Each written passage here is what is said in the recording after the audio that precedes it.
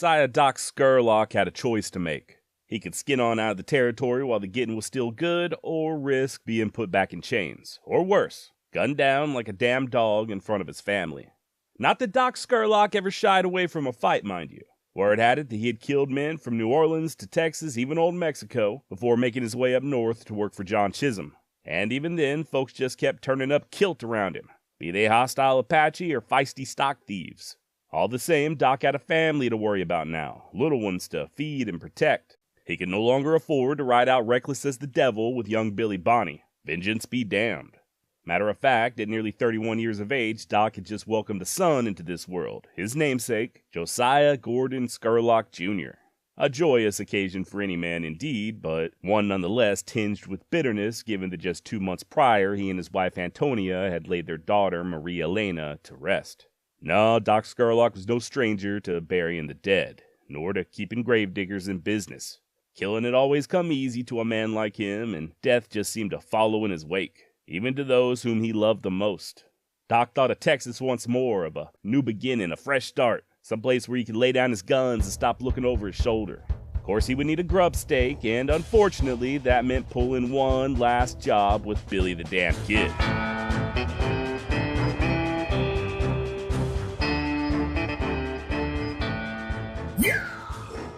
Josiah Doc Scurlock was a poet, a philosopher, an intellectual, and a hardened killer long before he ever met Billy the Kid. Born in Alabama, I'll try not to hold that against him, in the year 1850, Josiah was too young to fight in the war between the states, but like everybody else of his generation, he nonetheless felt the conflict's effects. 3 of his older brothers served, and one of them came home in a pine box. What was left of him, at least. I imagine the remaining 2 brothers had quite a few stories to tell. Now, Scurlock's daddy was a school teacher and his cousin was a doctor, so Josiah did have the benefit of a better-than-average education. As such, by the time he was 18, Scurlock was down in New Orleans studying medicine with a bright future ahead of him. Ah, but life sometimes has a different idea, and you know what they say about the best-laid plans. Sadly, Doc would not graduate. Family legend tells of Josiah falling in love with a beautiful female intern only to have her spurn his advances and marry another man. The heartbroken Scurlock then joined a group bound for Tampico, Mexico, hoping to help treat a yellow fever outbreak. To hear some tell it, Doc stayed in old Mexico for a couple of years before he himself fell ill with what he thought was tuberculosis, causing him to head north to the drier climates of New Mexico and Arizona. But like I said, that's the family story, the one that's been passed down. If you'll remember from the recent series on Billy the Kid, a federal agent by the name of Azaria Wild was sent to New Mexico to investigate a counterfeiting operation. Agent Wild quickly compiled a dossier of all of Billy Bonney's pals, Doc included. And according to the federal man, Doc Scurlock had killed both in Louisiana and Texas before fleeing to Mexico. What's more, this is also unproven but often repeated, Scurlock supposedly had both of his front teeth shot out during a gunfight over a game of cards. He and his opponent shucked iron at the same time, and while Doc lost his 2 front teeth and ended up with a gnarly scar on the back of his neck, his foe lay dead on the ground, and that was that. Apparently, this is why Josiah is seen in photos sporting a long mustache for the rest of his life. Nobody really knows the truth about Doc in Mexico, even the Scurlock family, but thankfully we do have a much more clear picture once Josiah pops up in New Mexico. By the early 1870s, he's employed as a line rider for rancher John Chisholm on his massive Bosque Grande spread, alongside future enemies Frank Baker, Tom Hill, and the aforementioned Jesse Evans. Evidence suggests that Scurlock participated in a few lynchings during this time, as Chisholm hands were encouraged to do, and at least twice Doc nearly lost his hair to the hostiles. One occasion saw Josiah and a fellow cowboy named Hoyt ambushed by a handful of warriors with Hoyt, along with both horses, immediately being cut down. Doc was able to take refuge among the rocks and hold the fighters off for the rest of the day, killing who he thought was their leader in the process. Later that night, Scurlock made his way out on foot, only to return later with help and recover Hoyt's body.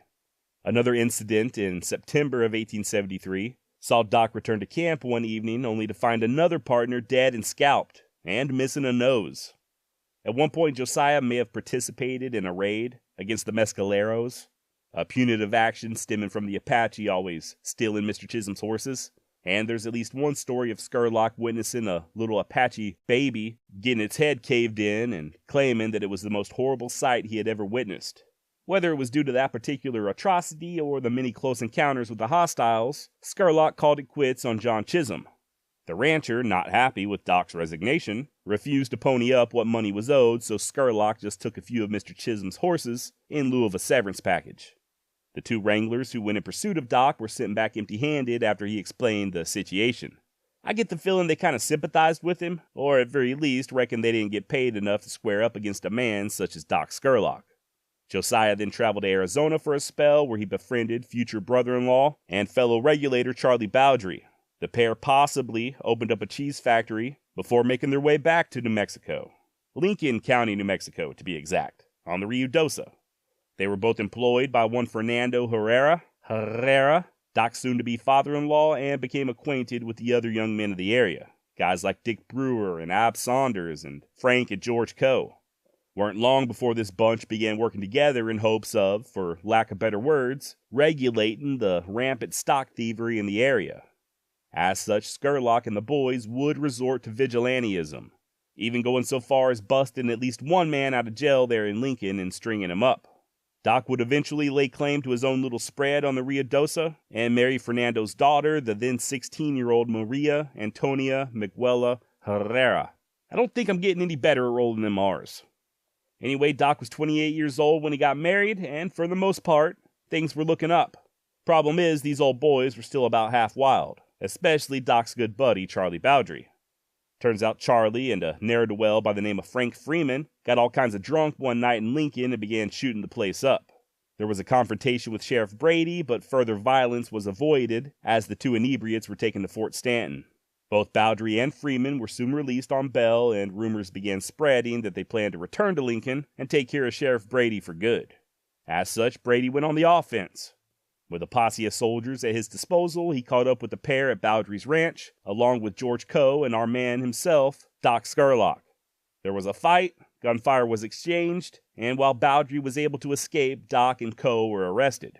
On the ride back to Lincoln, Brady had Coe and Scurlock tied on the same horse together so tightly that George would later liken it to physical torture. Of course, around this time, John Tunstall arrived there in Lincoln County, and Doc began riding with Dick Brewer on occasion to chase after Jesse Evans and his damn horse thieves. And of course, the rest you already know. Tensions continue to rise there in Lincoln. John Tunstall gets murdered, and Doc aligns himself with the Lincoln County Regulators. He even rises to the rank of captain of the entire bunch. And following the Battle of Lincoln, Scurlock called it quits. He moved his small family to Fort Sumner, and save for a couple of excursions into Texas with some of Mr. Chisholm's borrowed beeves, Doc sank into an honest life. He may have been present in February of 1879 when Billy met with Dolan and Jesse Evans looking to call a truce, and Doc was definitely with the kid later that spring and early summer as the 2 were air quotes incarcerated in Lincoln, awaiting Governor Wallace's pardon. And when that pardon never came, they simply rode out of town, Billy to his grave and Doc to Texas. Sometime between October and December of 1879, Scurlock sold off all of his guns, save for an old squirrel rifle, and moved the family to the Texas Panhandle where he took up employment on the LX Ranch, as well as the mail station in the nearby town of Wheeler. Not for long, though. It should be noted that many of the men hunting for the kid over New Mexico way were also working for the LX. One has to wonder if Doc was ever consulted about Billy's whereabouts, or if he just kept his mouth shut. Family legend also states that the kid would visit Doc there in Texas after escaping jail in Lincoln. Like I said, though, Doc wouldn't linger on the LX for long. Whether it was an attempt to outrun his past or just looking to find the best life possible for his family, Josiah Scurlock seemed to always be on the move. By 1881, he was teaching school in the town of Vernon, up there in North Texas, and by 1893, he was plowing his very own cotton farm just south of Fort Worth. And throughout it all, Doc always supplemented his income teaching Spanish. Apparently, he was fluent after spending so much time in the Southwest and being happily married to a smoking hot caliente fuego Hispanic lady. Unfortunately, Doc and his wife Antonia knew the gut-wrenching sting of losing a child, and more than once. As previously touched on, their oldest daughter had passed away while the family still resided at Fort Sumner, and they'd lose another, 5-year-old Viola, in 1894. 5 years later, in 1899, the Scurlock family moved to Granbury, Texas for the better part of a decade before relocating to Maybank, a little over 100 miles to the east, where tragedy would strike yet again.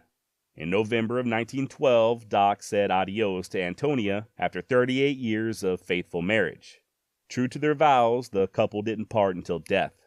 Scurlock continued to teach Spanish in Maybank, along with a little bookkeeping, and for possibly the first time ever, at least the first time I could find, Doc was approached by a reporter. The journalist was hoping to interview Scurlock about his various adventures with Billy the Kid, but Doc refused. Said that life was behind him, and besides, he weren't like that no more. The year 1916 saw Doc lose yet another daughter, Lola, and 3 years later he would move for a final time, this time settling down in Eastland. It was there where Doc operated a confectionery store, which I believe is the old-timey way of saying a candy shop, and he spent an enormous amount of time at the local library. Always a voracious reader, Scurlock couldn't soak up knowledge quick enough. The man was a deep thinker, always questioning the world around him, and like many of us, just looking to help make sense of the chaos. Yes, Doc figured he might find some answers in them books. Accordingly, it was only natural that Doc be admitted into the prestigious Theosophical Society. Now, if you've never heard of this group, don't feel bad. Neither have I. But I looked them up, and they are still around to this day. Other notable intellectuals who became members were Thomas Edison and the poet William Butler Yeats. So I reckon Josiah was in good company. Or maybe it was them who were in good company. You ever think about that, huh? Thomas Edison, you piece of shit? Sorry, I get carried away sometimes. When Scurlock wasn't pondering life's mysteries, he took up work for the Texas State Highway Department, but finally retired in 1925 at the age of 76, after which he spent most of his time traveling and visiting his children and grandchildren. And on July 25, 1929, less than 6 months shy of his 80th birthday, Josiah Scurlock was once again reunited with his beloved Antonia. The pair had 10 children in total, only 6 of whom survived their parents, so I suspect it was a very happy homecoming. Now, as I mentioned toward the beginning, Doc dabbled in poetry. I thought about reciting some of his work here. It's really not bad at all, but instead I'd like to share his words to a grieving child, his own child. In the year 1920, upon learning that his grandson had passed away, Scurlock penned the following to his daughter Linda. I just received a letter from Amy this morning bringing the news of little Wilbur's death. It was a great shock to me, and I fain would say something that would in some measure console you for your great loss, but we all know that words of consolation and sympathy sound very meaningless in a case of this kind. About all that we can say is that it's a trial that we ought to be prepared to meet, for it is the one thing we all must meet sooner or later. It comes to us all, young or old, high or low. When our child is born, we know but one thing as to its future, and that is it must die. Now, I believe that whatever is best. We can't understand always, but time shows us that all is for the best. What the final outcome of all this is to be, nobody knows. There are and yet will be many guesses, but no one knows. But whatever it may be, you may be assured it will be for the best, for the supreme intelligence that governs the universe makes no mistake. Let me hear from you soon. I will come to see you as soon as I can get off. Be brave and bear your sorrow with fortitude is all that I can advise. Your affectionate Papa. Now, I found this very interesting for a myriad of reasons. Firstly, Doc is speaking sincerely, not just as a father whose heart is clearly breaking for his grieving daughter, but also as someone who knew firsthand what it's like to lose a child. Someone who knew all too well that the heaviest coffins are those that are the smallest. It also shows that Doc was a bit of a stoic.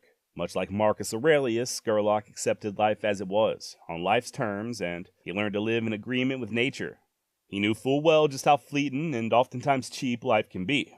I can't prove this, of course, but I suspect Doc was familiar with the Latin phrase, memento mori. Remember, you too shall die. Now, if you'd like to learn more about the life and times of Doc Scurlock, I highly recommend the book Blood on the Saddle by David Garrett and Micah Ferris. Both authors are descendants of Scurlock, and they have a wealth of information to share. Everything from family photos to letters, even Doc's poetry. Very interesting and absolutely worth it if you're a big-time fan of all things Billy the Kid. And because I would like to end this episode on more of a lighthearted note, let's take a moment to discuss how much of a dork Josiah Doc Scurlock was. This guy was the textbook definition of not judging a book by its cover. There was nothing braggadocious or swaggering about the man, at least not once he left New Mexico, and if you didn't know any better, you'd think Doc was just some goofy-looking old school teacher. There's lots of photos of Scurlock in the book Blood on the Saddle, and in almost every one of them he's cutting up. He does this little quirky thing where, while everybody else is staring straight ahead at the camera, he's always turning his head to the side or looking up in the air. I'll post some of these photos on my newsletter so you can check them out. Doc has these big ears that stick out, he parts his hair down the middle, and he wears these funny little round glasses and does not appear that he cared for wearing his dentures. And even in the photos where he's semi-serious looking, you can tell he's always kind of on the verge of smiling. He's got this little glint in his eye like you just know he's ready to drop a dad joke. And I love it. I think Doc went through a lot of hardship in his life.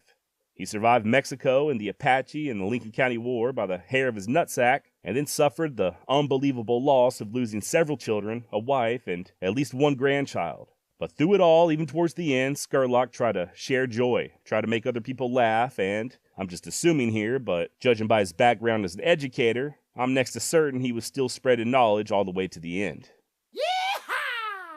Early in the morning of October 22nd, 1892, still several hours before daylight, Jose Chavez y Chavez led a man, bound and gagged, down a darkened Las Vegas street to a bridge. There, in the midst of a snowstorm, Chavez placed a crude noose around his victim's neck, fixed the other end to a stringer, and heaved. The body was found the next morning, still swaying and frozen stiff. Jose Chavez y Chavez was born in Valencia County, New Mexico in 1851. At least that's according to author and Billy the Kid historian Frederick Nolan. Other sources list Chavez as possibly being from Cebolleta in neighboring Cebolla County. The general consensus is that Jose's mother was a Native American, either Apache or Navajo, but contrary to the Young Guns franchise, I'm not sure how much of an influence this had on Jose's upbringing, as he does seem to mostly align or identify with his Hispanic roots. For instance, there's no evidence I could find that Chavez ever lived on a reservation or grew up among his mother's people or anything like that. Matter of fact, the real Chavez does not seem to have much in common at all with the otherwise excellent Lou Diamond Phillips' portrayal. And that's not a knock on Mr. Phillips or the film's creator, John Fusco. As you'll soon hear, the Young Guns Chavez was actually a composite of a few different Lincoln County regulators. But I'm getting ahead of myself. There's no doubt that the real Chavez was a killer, through and through. Type of guy that would give Deacon Jim Miller and John Wesley Hardin both a run for their money, and definitely not somebody you would want on your bad side. He didn't start out that way, though, at least not on paper. By the age of 18, Chavez had drifted south into Lincoln County, settling down in San Patricio, where he would get married in January of 1871. Skip ahead a few years, and by 1874, the then 23-year-old Jose was elected as a constable there in San Patricio, as well as a justice of the peace. And he would continue to serve the public in some capacity all the way up to and during the Lincoln County War. As a Tunstall-McSween ally, Jose was a member of the Hispanic faction of the Regulators. He did fight in the Battle of Lincoln, during which time he was still a lawfully elected constable, and he was one of the holdouts in McSween's house there at the end. Chavez ran out of that burning building right alongside Billy Bonney as they made their getaway through a wall of gunfire. Likewise, Chavez was still riding with the kid less than a month later when they struck the Mescalero agency and killed Morris Bernstein. But as far as I can tell, he would call it quits around the same time as Doc Scurlock, Charlie Bowdry, and co-cousins. Unlike many of those others, however, Chavez did not leave the territory. In May of 1879, both he and Billy would testify against Colonel Dudley for his involvement in the death of Alex McSween, and Chavez would join a militia known as the Lincoln County Rifles, or the Lincoln County Mounted Rifles. Now, this bunch, from what I understand, was given the job of hunting down some of the worst offenders on both sides of the recent trouble. Their leader was Juan B. Patron, who I briefly mentioned last episode. I did find a roster of the Lincoln County Rifles, with Jose Chavez y Chavez listed, along with his salary. And other than Patron, who was the captain, it shows that Chavez and a handful of others were getting paid the bulk of the money, so I can only assume he was a very active member. So active, in fact, that there's stories of Chavez killing a man there in the Lincoln County Jail, a prisoner by the name of One-Eyed Joe Murphy. Not to be confused with No Eyes Tom Sullivan or Three Eyes Mick McDougal, or the very nasty yet relatively unknown, had both of his eyes, but one kind of looked off to the side while the others always had crusty eye boogers in them, Frank Flanagan. Now, I couldn't find out anything else about this One-Eyed Joe incident, but apparently in November of 1880, Chavez would once again run for the office of constable, only to be rejected at the polls. And rumor has it that this alleged murder was the reason. And this certainly would not be the last time that Chavez would kill while wearing a badge. Following the death of Billy the Kid, Chavez drifted on up to Las Vegas, where he may have had a bit of fun with one Robert Newton Ford, aka that dirty little coward that shot Mr. Howard. Story goes that Ford and Jose engaged in a shooting competition, with Chavez coming out on top. Not one to see an end to the festivities, Jose challenged Ford to another competition, only this one having much higher stakes. A proper duel that would see the two men shooting at each other as opposed to targets. Bob Ford declined and decided to leave town to avoid any further embarrassment, and to hopefully live another day. Is this story true? I got no idea. This is what smart people refer to as apocryphal, meaning that it's widely repeated yet has doubtful authenticity. Kind of like the story of Jesse James and Billy the Kid being friends. Bob Ford did indeed spend time in Las Vegas, New Mexico, though. He and another member of the James gang, Dick Little, talk about an unfortunate name, operated a saloon there in town, but for how long Ford was involved, I can't say. If you're ever in Las Vegas and you get a chance, visit the old Plaza Hotel, where at one point in time, Dick Little ran the billiards room and the bar. Now, this was in the mid to late 1880s, and as Chavez had done most of his adult life, he once again pinned on a badge, becoming a member of the police department in what was known as Old Town, the original Las Vegas that existed before the railroad. A lot of history there in Las Vegas. It was first laid out on the Santa Fe Trail and was a welcome reprieve for supply trains headed west. And when the railroad made it there in 1879, the town grew into one of the biggest trade centers between San Francisco and Independence, Missouri. This was the for real Wild West. In addition to Jose Chavez and Billy the Kid and Bob Ford, you also had guys like Doc Holliday and Dave Rudaball and Wyatt Earp, all called the town home, even if just for a brief period. According to historian Ralph Emerson Twitchell, quote, "Without exception, there was no town which harbored a more disreputable gang of desperados and outlaws than did Las Vegas." End of quote. And when it comes to disreputable desperados, a man by the name of Vicente Silva certainly topped the list. Respected businessman by day and head of the mafia-like organization known as La Sociedad de Bandidos by night. Now Silva, who, according to most sources, was born in 1845, became an outlaw at a very early age. The New Mexican headed to Wyoming and worked as a vaquero before running off with another man's wife, allegedly killing and beheading the jealous husband in the process. Through a stroke of good luck, Vicente stumbled upon ore in southern Colorado and ended up raking in quite a bit of dough with a small silver mine. That being the case, when he finally arrived in Las Vegas, Silva did so in style, as a man of means and capital. Vicente opened up a drinking establishment there in the plaza, dubbed the Imperial Saloon, and soon found his way into the good graces of the more genteel townsfolk. The Imperial quickly became one of the more popular places in town, packed plumb full of cowboys, cattle buyers, and sheep herders on most any given night. However, when the cattle and wool business began declining in 1887, so did Silva's steady income. Already accustomed to a somewhat extravagant lifestyle, Vicente simply returned to the bandit ways of his youth, just in a more organized fashion. His band of thieves and killers, using the saloon as a headquarters, terrorized New Mexico and southern Colorado for around 5 years without so much as anybody raising an eyebrow at Silva. Not only was he very generous and handed out donations to churches and charities, but the gangster even offered up his services to help put an end to the rampant crime. Dude just had everybody bamboozled. And Silva really did run a tight ship. This was no sloppy band of outlaws. Vicente held court, literally, there at the Imperial, as his men kept him abreast of their various endeavors. Hell, the gang even had an official treasurer and a general manager, sort of like your modern-day motorcycle clubs. But you know what they say, right? There ain't no damn honor among thieves. Using his ill-gotten profits, Vicente purchased a ranch about 30 miles north of Vegas that his gang would occasionally use as a temporary holding place for stolen livestock. Well, sure enough, one of his men, Patricio Mays, was tracked to Silva's ranch and caught red-handed, right there in the lots, with stolen horses. He was arrested and, fearing execution, began squealing like a canary. This was in October of 1892, and the authorities let Mays go, allowing him to continue mingling with Vicente and his men, hoping to build more of a case. You know how it'd be on them streets, though. Vicente got word and called a meeting at the Imperial. The entire gang was there, including our very own Jose Chavez y Chavez, and they held a trial, found Mays guilty of being a turncoat, and sentenced him to death. And yeah, the job was given to Chavez and 2 other crooked Las Vegas policemen. As described in this episode's intro, they led Patricio down the street and lynched him from a bridge over Galenas Creek. Vicente Silva, with the heat now on, fled town and hid out in the hills. The authorities placed $1,000 on his head, and his criminal empire made like Patsy Cline and fell to pieces. Silva's men began fighting among themselves, and more of the gang's secret dealings were made public, even after the murder of Patricio Mays. And right or wrong, Vicente began suspecting his own wife and her no-good brother as being the ones leaking information. So he began making plans to take them both out. And who better for the job than the stone-cold Chavez? Now, to Jose's credit, he did hesitate at personally killing a female with his own two hands, particularly one who had been so kind to him in the past, as some sources stated of Silva's wife.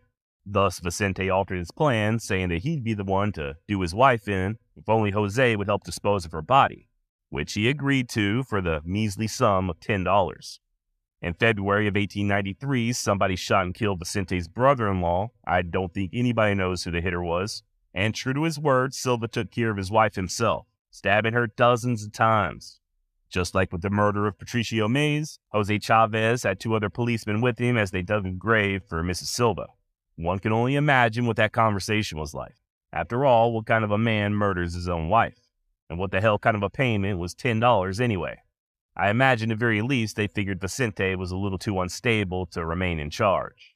As such, when their soon-to-be former boss arrived with his wife's lifeless body, Chavez turned on him, robbing Silva of all he had before putting a bullet in the back of the man's head and sending him to the grave alongside his bride. Now, by this time, most of the other banditos had skinned out, or at least they tried to. There were over 20 arrests made in the course of just a few weeks, but Chavez was able to lamb chop it for about a year before Johnny Law caught up with him. He'd ultimately be tried and convicted in the murder of Patricio Mays and, in the summer of 1895, sentenced to death. Apparently, he had one hell of a lawyer who I presume, like me, has read quite a few John Grisham novels, as Jose's execution was commuted to just life in prison, which he began serving at the Santa Fe Penitentiary in November of 1897. Turns out Chavez would only do around 15 years, though. After rendering aid to a prison guard during a riot, the old bandit would receive a pardon from then-Governor George Curry and walk out a free man on February 1st, 1909. A then 58-year-old Chavez settled down in Santa Fe, and it's there where he spent the rest of his life, passing away in bed in 1924 at the age of 72. Worth mentioning that Chavez, in his old age, would claim that it was he who killed Sheriff Brady, and he would even brag about murdering the famous Albert Jennings Fountain and his son. Now, I don't think either of these claims hold much water, especially seeing as how Jose was in custody at the time of Fountain's death. But I think the point still stands. Chavez could have killed Fountain, and he could have killed his 8-year-old boy, and then gone home and slept like a baby. A very large, brooding, scary as hell, cold-blooded baby. I wasn't 100% able to verify this, but I believe Jose now rests at the fittingly named Our Lady of Sorrow Cemetery in Milagro, New Mexico. And that's about all I've got on Jose Chavez y Chavez. Now, if you'll indulge me, I would like to discuss the fate of some of the other Lincoln County regulators. Even some of the lesser-known guys like John Middleton. You may recall him as being the one who caught a round in the chest from Buckshot Roberts during that gunfight at Blazer's Mill. Middleton would initially survive this wound, only to pass away a few years later from smallpox. Maybe. You know how it goes. Not a lot of information and blah, blah, blah, blah. There is another John Middleton who was cousins with Belle Starr, and sometimes they get mixed up, but it does not appear they are the same person. Found another theory stating that Middleton had drowned in a river, but as there is a newspaper article reporting on the outlaw's death from smallpox, as well as a written deathbed confession, I am going to go ahead and state that it was the pox that did him in. By the way, his real name was Jesse Ward Dancer. Whichever way it shook out, I think it's safe to say that this particular regulator would not live to see old age. And neither would his brother-in-arms, Ab Saunders. Ab was pretty badly wounded as well, in his leg, during the same ambush that saw Frank McNabb killed. And although Saunders would somewhat recover and move to Colorado with the co-cousins, that leg wound of his just kept dogging him. So much so that he would make a trip all the way to San Francisco seeking medical attention, but sadly die while on the operating table in February of 1883 at just 31 years of age. Eugenio Salazar was much more fortunate. Despite being shot twice during the Battle of Lincoln, Salazar would live all the way to 1936. Now, in the Billy the Kid series, I mentioned that Genio was just 15 years old during that battle, but that may not be accurate. If I'm not mistaken, his descendants claim he was born in 1858, which would have made him even older than Billy Bonney at the time. As far as I know, Salazar kept his nose clean following the kid's death, farming in Lincoln County and raising a family. His original headstone still stands, upon which is inscribed the words, "Pal of Billy the Kid." Earlier, I alluded to Lou Diamond Phillips' portrayal of Jose Chavez as being a sort of a composite of several different people, one of whom, according to franchise creator John Fusco, was former Lincoln County regulator and Native American Fred Waite, who you would already know about if you subscribe to my newsletter. Hint, hint. Link in the show notes to the article I published on Waite back in early March.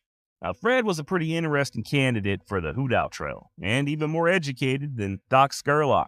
The mixed-race son of a farmer and Chickasaw mother attended school at the Illinois Industrial University before pursuing his education further in St. Louis, where he graduated from the Mound City Commercial College in 1874.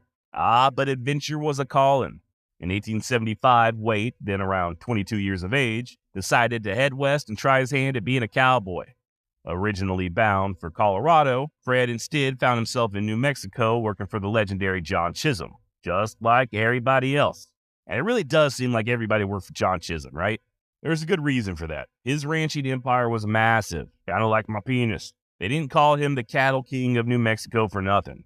By late 1877, however, Fred secured a job with a Lincoln County newcomer by the name of John Tunstall, and, well, I don't have to tell you how that turned out. But I'm going to anyway. Following Tunstall's murder in February of 1878, Waite would join Billy and the others in a quest for vengeance and consequently become a very active participant in the Lincoln County War. Thankfully, the young outlaw saw the writing on the wall, as well as his name printed on a murder indictment, and wisely chose to leave New Mexico. Waite moved back to Indian Territory and lived out the rest of his days in peace, raising a family and working as a rancher, federal lawman, and even an elected representative of the Chickasaw Nation. Hell, by the time of Fred's death in September of 1895, he was the Attorney General for the entire Chickasaw tribe. If only he could have convinced his pal Billy to join him.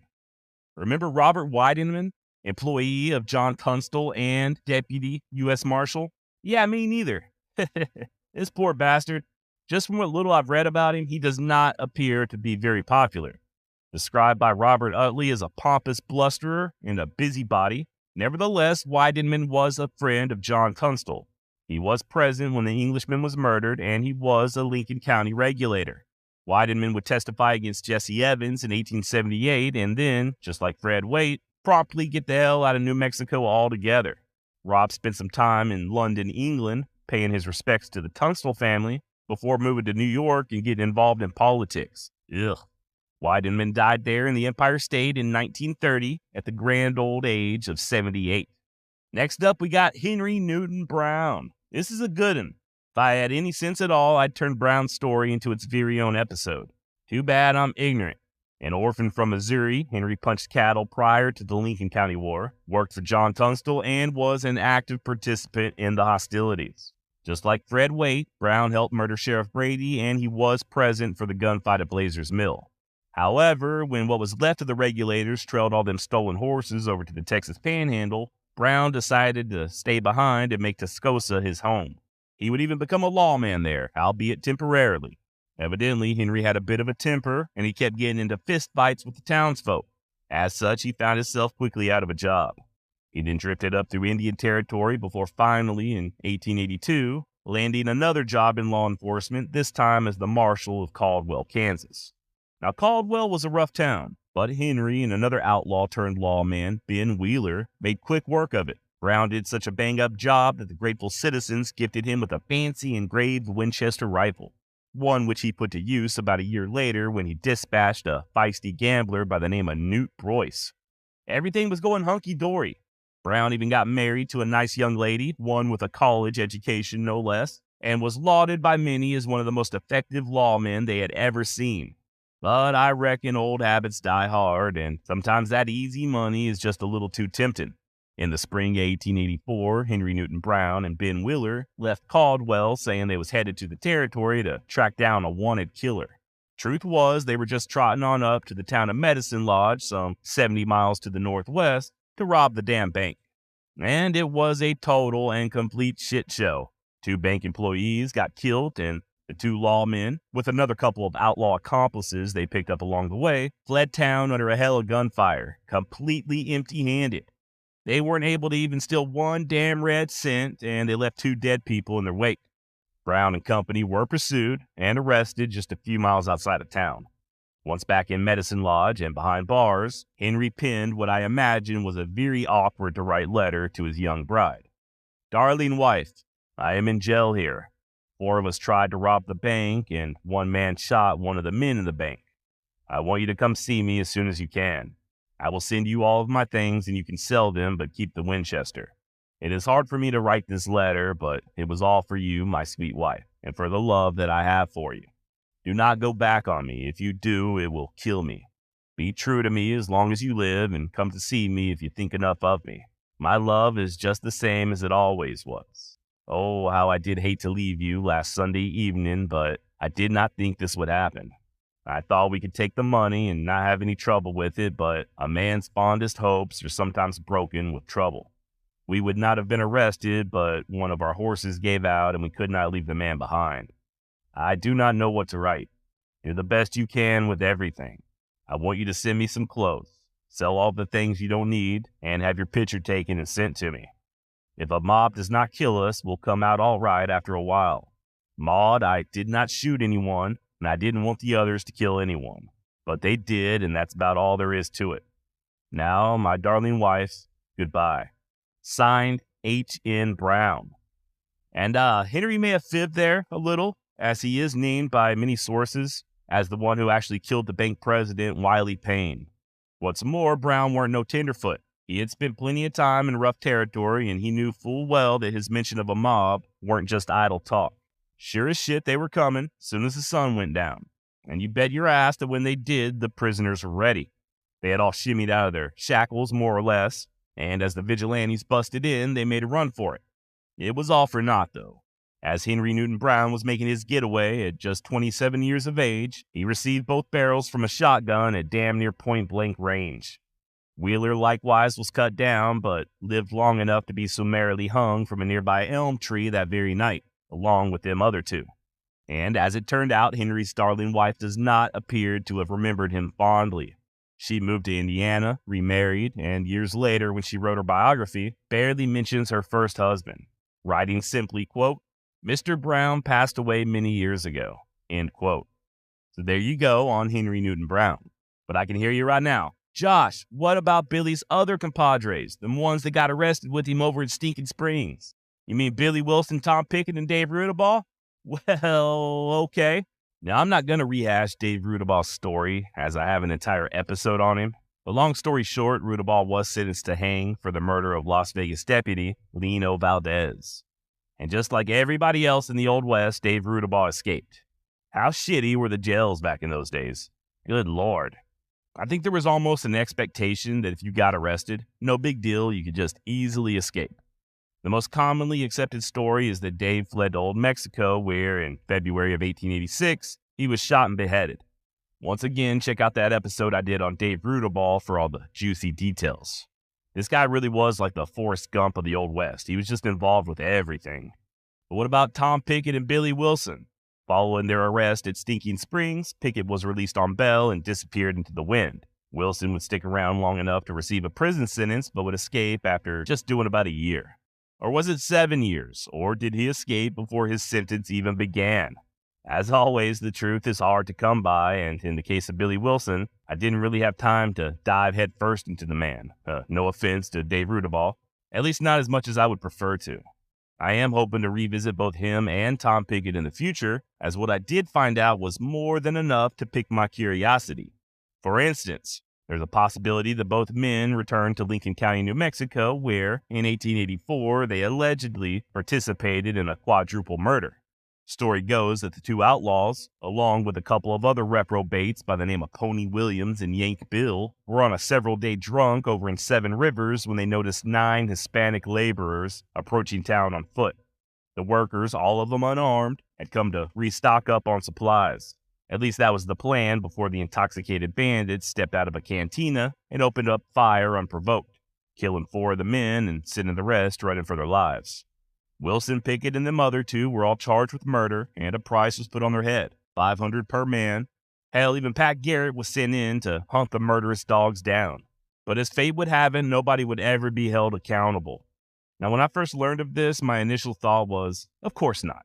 Think of everybody we've just discussed over the last couple episodes, and how many of them on multiple occasions either eluded capture and conviction altogether, or if they did get locked up, they just simply escaped.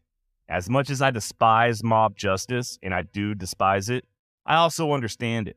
Take Henry Newton Brown, for example. The citizens of Caldwell knew that if they did things by the book and brought the corrupt lawman to trial, he'd have a better than even chance at just walking. And if by some strange occurrence he was sentenced to jail or to away at a hangman's noose, he'd escape like everybody else. So the idea of Pickett and Wilson taking part in a heinous murder and never facing justice does not surprise me, especially considering that the victims were Hispanic. However, as I dug a little deeper, turns out that this incident may have not occurred at all. The crime, as previously described, was first reported in various newspapers across New Mexico in mid-January of 1884. A week or so later, however, retractions were printed stating that only 1 man was killed as opposed to 4, and not only were Tom Pickett and Billy Wilson innocent, but they weren't even in the damn territory. By the way, Wilson's real name was more than likely David Anderson. At least that's the name he was living under at the time of his death. The Ohio-born Wilson, or Anderson, who also went by the name Doc or at other times Buffalo Billy, appears to have changed his name to Billy Wilson before traveling to New Mexico. And evidence does suggest that he began his criminal career earlier than that, up in Kansas with Dave Rudaball. Once Wilson escaped from jail following his arrest at Stinking Springs, it appears that he went back to using the name David Anderson and just kind of settled down. Got married, had some kids, even became good friends with his old nemesis, Pat Garrett. Indeed, it was Garrett who worked it out so that Wilson got himself a presidential pardon for his role in that counterfeiting operation back in the day. From there, Billy, or David, or whatever the hell his name was, went on to become the sheriff of Terrell County, Texas, as well as sometimes working as a customs inspector. And by all accounts, Sheriff David Anderson was both capable and highly respected. He still held the position of sheriff in the summer of 1918 when he got word of a disturbance at a train depot in nearby Sanderson. Seems that a damn drunk by the name of Ed Valentine had been running amok and scaring the respectable folks. Former outlaw Billy Wilson, now Sheriff Anderson, dutifully arrived to confront the menace, and it cost him his life. Valentine scurried into a nearby shed and shot Anderson in the chest. The lawman died within an hour, and Ed Valentine was quickly strung up by the tax-paying citizens of Sanderson. Tom Pickett would last a little longer, and just like Wilson, Tom pinned on a badge, working as a U.S. Deputy Marshal later in life. Unlike Billy, Tom was not a stranger to that particular weight on his chest, having worked on the other side of the fence as a lawman in Las Vegas before transitioning to a life of crime. And whereas Billy Wilson settled in Texas, the Texas-born Pickett chose Arizona as his new home. And I hate to be a broken record here, but there's not a lot of solid information available on Pickett. You know, something I brought up on the Dave Rudaball episode that I think applies to nearly everybody we're discussing today. If a man or a lady were looking for a topic to research and write a book on, you could do a hell of a lot worse. I truly believe the information is out there. It's not going to be easy to find. You'll have to travel around to different dusty locales, spend hours upon hours picking through old records and staring down into a microfilm reader, but I think it would be very interesting to see what turns up. A full-length book on Jose Chavez, for instance, would be a big hit, I think. And I also think the same is true for Wilson and Pickett. I don't have time to do it myself, though, or the money. However, if you would like to crowdfund me about $70,000 in US dollars, not only will I get started ASAP as possible, but I'll put your damn name in the introduction. That's Josh at WildWestExtra.com. Now, it looks like Tom Pickett may have worked as a lawman for a very short period of time in the town of Golden, New Mexico, before heading west into Arizona and signing on with the Hash Knife outfit, aka the Aztec Land and Cattle Company. which for at least a little while was the third largest cattle operation in North America. They also had the reputation, according to one author, of having the thievingest, fightingest bunch of cowboys in the United States. Seemingly to prove this point, Pickett took a bullet in the leg during a scrape in the mid-1880s, but eventually settled down and started tended bar, even got married. Unfortunately, Pickett's wife and child would die during birth, and he then got himself a job driving the stage between Hallbrook and Fort Apache. Tom may have also killed a sassy bandit named Cimarron around this time as well. Pickett returned to Texas in the early 1900s to visit his dying mother, and while he was there, he got arrested on cattle rustling charges stemming from way back in 1879. He pled guilty, paid his fine, I assume he buried his mama, and then headed back to Arizona where he went back to tending bar and sometimes working as a ranch hand. Between 1912 and 1914, Pickett served as a deputy U.S. Marshal, and I believe in the early 1920s, he was a deputy sheriff over in Winslow, Arizona. Presumably on the corner, but I can't prove that. Nor could I confirm that a girl, my lord, in a flatbed Ford ever slowed down to take a look at him. Tom would end up having his leg amputated, the one he got shot in back in the 1880s. And it was there in Winslow where the man would pass away from nephritis in the year of our Lord, 1934. FYI, I will post a photo of him and most of these other guys in my newsletter. wildwestjosh.substack.com, or just go on over to wildwestextra.com and hit that newsletter tab up top. Tom Pickett had a long life and a tough life, but was it a redeemed life? Did guys like him and Billy Wilson make good by becoming members of law enforcement, or should they have paid for their crimes? What do you think? Hit me up at josh@wildwestextra.com. Big Jim French, another Lincoln County regulator who took part in the murder of Sheriff Brady and the gunfight at Blazers Mill. He was also stuck in the burning McSween house with Billy the Kid during the Battle of Lincoln. And nobody knows a damn thing about him. We don't know where he came from or what happened to him after the war. He was possibly killed shortly thereafter in 1879, or he lived until the 1920s when, according to George Coe, he was shot and killed in Oklahoma. Or maybe, as others believe, French pulled a Butch Cassidy and escaped down to South America. There's another guy that went by the name of Jim Kell French, who was also an outlaw, but they are two different people. As of this recording, I'm not aware of there being any proof one way or another of French's life after the Lincoln County War. Much like Jesse Evans, he simply faded away into history. Speaking of George Coe, both he and his cousin Frank would live very long lives. Following the Lincoln County War, the pair headed up to Colorado, but they would soon return to the land of enchantment. Frank would get married, and although he and his wife would have 6 children total, it does appear that he still had more than a little fight left in him.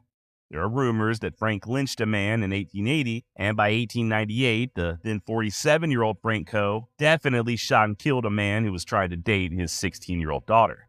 He was acquitted of all charges because you don't mess with a man's daughter, and Frank would pass away right there in Lincoln County in September of 1931, just a few weeks shy of his 80th birthday. As for his cousin George, he was indicted for the killing of Buckshot Roberts, but unlike Billy the Kid, he actually received amnesty from Governor Lew Wallace. Coe would marry a lady named Phoebe, and they had 8 children, sadly outliving all but 2 of them. Ugh. Man, between George Coe and Doc Scurlock, I can't even count how many kids they had that died prematurely. Can't tell you how glad I am that we have modern medicine and modern education. Much as we like to think about the good old days, we are truly living in the very best time right now.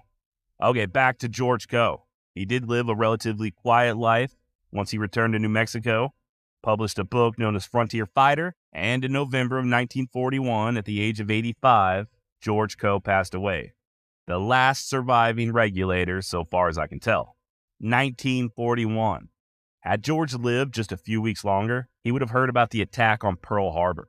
Think about that. Consider the history this man witnessed just in his lifetime.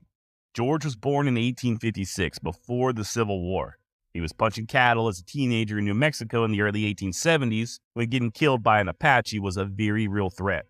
He got involved in one of the most famous Old West feuds of all time. He rode with the most notorious outlaw of all time. He was around when the Titanic sank. He lived through World War I, the Great Depression, and had he just held on a little longer, would have witnessed the beginning of World War II. As it were, George Coe lived long enough to see both Roy Rogers and the actor Johnny Mac Brown portray his old pard, Billy the Kid, on the silver screen. And just to put a little more perspective on it, because you know just how much I love talking about how this shit really wasn't that long ago, Bob Dylan, who would later go on to act in the movie Pat Garrett and Billy the Kid, the guy who wrote the soundtrack for that movie, was already alive when George Coe passed away. So was Neil Diamond, Martha Stewart, Bernie Sanders, and Nick Nolte. Now, if I'm not mistaken, everybody I just listed is not only still alive, as of this recording, but still active as far as work-related projects go.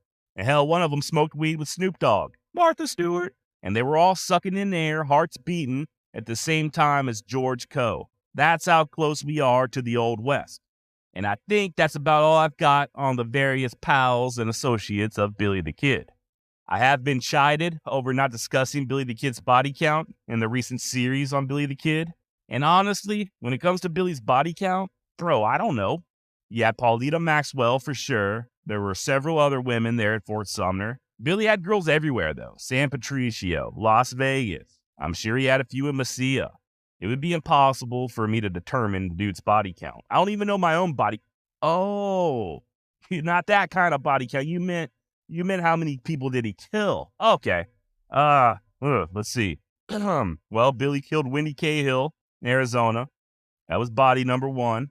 He was present when McCloskey and Buck Morton and Frank Baker were killed. But did he pull the trigger? Nobody knows. But let's pretend he did. That would make 4. The kid took part in the murder of Sheriff Brady. Did any of his bullets find the sheriff? Once again, nobody knows, but let's assume they did. That makes 5. One of Brady's deputies was also killed, but I believe it has been proven that Frank McNabb dropped the hammer on that particular body. Billy was there for the gunfight at Blazers Mill, but it was Charlie Bowdry's bullet who did Buckshot Roberts in, so that doesn't count. I don't know that the kid killed anybody during the Battle of Lincoln, but he was present for the death of Morris Bernstein afterwards. Once again, we know that he did not pull that trigger. We're still at 5 bodies. He killed Joe Grant over at Fort Sumner. He possibly killed Jimmy Carlisle, although he denied doing so. Let's go ahead and give him Jimmy, though. That brings us to 7. And then, of course, you've got deputies Bob Ollinger and James Bell. As far as I know, that's it. So 9 bodies. Could the number be higher? Sure. We just don't know about any other killings. Or at least I don't know about any others. If you do, you have a different number, josh@wildwestextra.com. I have gotten a few comments from people asking me what I think happened to Billy the Kid as far as how he really died. And once again, I have no idea. I do believe he was 100% killed by Pat Garrett and then buried over there at Fort Sumner. Did Billy really step into that dark room with a butcher knife in one hand and a pistol in the other? I don't know. Did Pat Garrett shoot him in the back or while Billy was unarmed? Was the kid even in Maxwell's room to begin with? I don't know. As far as I'm aware, there are no other credible stories stating otherwise. Just conjecture. Remember, there were a lot of people there at Fort Sumner. I think like 40 or 50 people saw Billy's body. I will say this. Billy the Kid was not immortal, nor was he some sort of tactical mastermind. We know for sure that Garrett easily lured Billy into a trap once before at Fort Sumner when Tom O'Folliard was killed. And he was nearly successful in pulling the same damn trick a second time shortly thereafter, only Charlie Bowdry talked him out of going into the fort. And then you've got Pat easily sneaking up on and surrounding the kid and company over there at Stinking Springs. To me, it is not far-fetched at all to think that Pat got the slip on Billy at Fort Sumner. I know a lot of people don't like to hear that. A lot of people say Billy was too smart, but the fact of the matter is, Billy had gotten captured quite a few times in the past. Now, just for fun, I got thinking about how Billy's life might have turned out had he not died that night in 1881. And I even asked the listeners over on YouTube. The top consensus seems to be folks believing that had the kid escaped death at the hands of Pat Garrett, that he'd have just settled down and lived a quiet life and lived happily ever after. But not everybody agrees. One commenter, Jake, stated, "At the end of the day, Billy killed around 10 people. He is not suddenly just going to hang up his guns and call it a day. It doesn't make sense. He is what he is, and that is someone who was rebellious, irritable, and up for a fight. I see articles and people sympathizing with him, but still, it doesn't make what he did right. I don't think he had to kill James Bell or James Carlisle. I am convinced if someone had come and pick a fight with him about any trivial thing, whatever it was, Billy would have resorted to his gun. We see it now in some people, and we see it then. Most thugs nowadays have been brought up in a similar fashion with their parents abandoning them as a kid. It happens all the time. They go and commit crimes in their teens or adulthood, and we don't feel sorry for them. They get castrated on social media. Why is Billy any different? He had a chance to leave New Mexico when all of his friends left. His demise was always going to catch up with him. He did too much wrong. Yeah, well, Jake, I think you've got a good point. As romantic as we like to make out the kid's life, he was a criminal, and a deadly criminal. Here's another unpopular opinion for you. I think that if Billy were around nowadays, he'd probably be stealing catalytic converters and dealing a little meth on the side. Plymouth Duster, a longtime listener to the podcast, thinks that Billy would have taken Paulita Maxwell with him to Mexico. He goes on to write, but I still feel given his age and history, he probably would have had a hard time staying out of trouble. Probably would have went back to stealing horses and cattle. Might have ended up doing something like the Cochise County Cowboys, driving stolen cattle and horses from Mexico into Arizona, and then stealing cattle and horses in Arizona and taking them to Mexico to sell. Yeah, once again, good point, Plymouth. Then you got Danny chiming in. Same as before, only later rather than sooner. Live by the sword, die by the sword. A simple life of living on a ranch, judging by his early years. He didn't have the patience for that kind of hard life. He wasn't independently wealthy. I don't see it. That's romanticism or wishful thinking. He was a little more clever than Rudaball. Being young and impetuous. Look at Danny with that $5 word, impetuous. Being young and impetuous, I really can't see him ending up any other way. Either being shot or hung for a horse thief. Danny, when you're right, you're right. And finally, Alan commented that Billy would have, quote, hosted a semi-successful podcast, end of quote, to which I say, good fucking luck. Now, there are indeed stories of Billy planning on getting married and then heading into Mexico. I believe this is even what George Koch claimed in his book Frontier Fighter. The problem was Billy just took his leaving a little too slow. Had he been successful, I personally think he would have gone into law enforcement. I mean, so many of them did, right? Billy had the nerve and he had the skill, and let's face it, physically at least, being a sheriff or a marshal is a whole hell of a lot easier than punching cattle. I also do think that he would have eventually reverted back to his old ways, kind of like Henry Newton Brown.